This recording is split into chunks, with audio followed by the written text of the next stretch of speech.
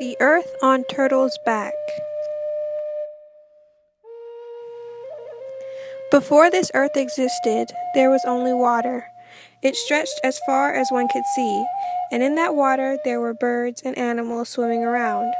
Far above, in the clouds, there was a skyland.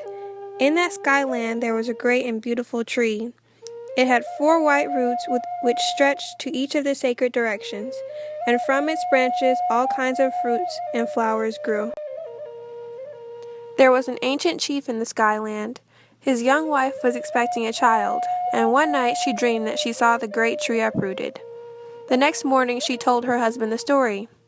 He nodded as she finished telling her dream. "My wife," he said, "I am sad that you had this dream.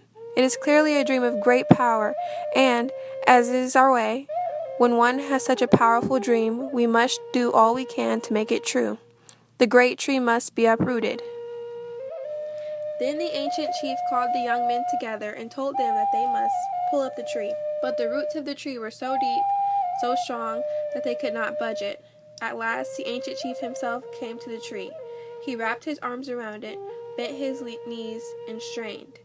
At last, with one great effort, he uprooted the tree and placed it on its side. Where the tree roots had gone deep into the skyland, there was now a big hole.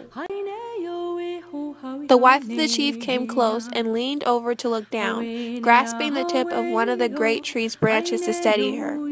It seemed as if she saw something down there, far below, glittering like water. She leaned out further to look, and as she leaned, she lost her balance and fell into the hole.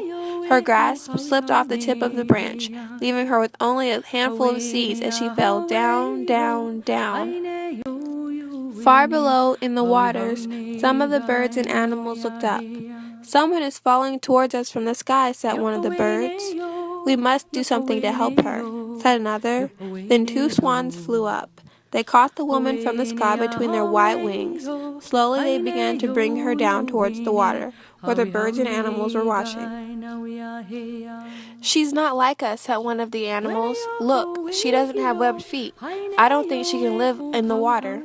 "What shall we do then?" said another of the water animals. "I know," said one of the water birds. "I have heard that there is earth far below the waters. If we dive down and bring up earth, then she will have a place to stand." So the birds and animals decided that someone would have to bring up earth. One by one they tried. The duck dove down first. Some say he swam down and down, far beneath the surface, but could not reach the bottom and floated back up. Then the beaver tried. He went even deeper, so deep that it was all dark, but he could not reach the bottom either. The loon tried, swimming with his strong wings. He was gone a long, long time, but he too failed to bring up earth. So it seemed that all had tried and all had failed. Then a small voice spoke. "I will bring up earth or die trying." They looked to see who it was. It was a tiny muskrat. She dove down and swam and swam.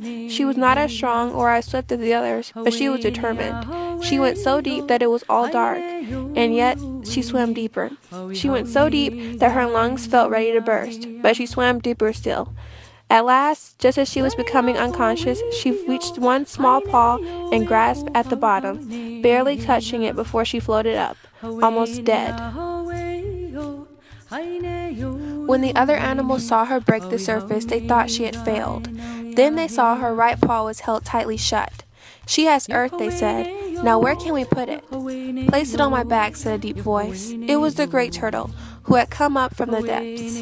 They brought the muskrat over to the great turtle and placed her paw against his back. To this day, there are marks at the back of the turtle's shell, which were made by muskrat's paw. The tiny bit of earth fell on the back of turtle. Almost immediately it began to grow larger and larger until it had become the whole world. Then the 2 swans brought the sky woman down.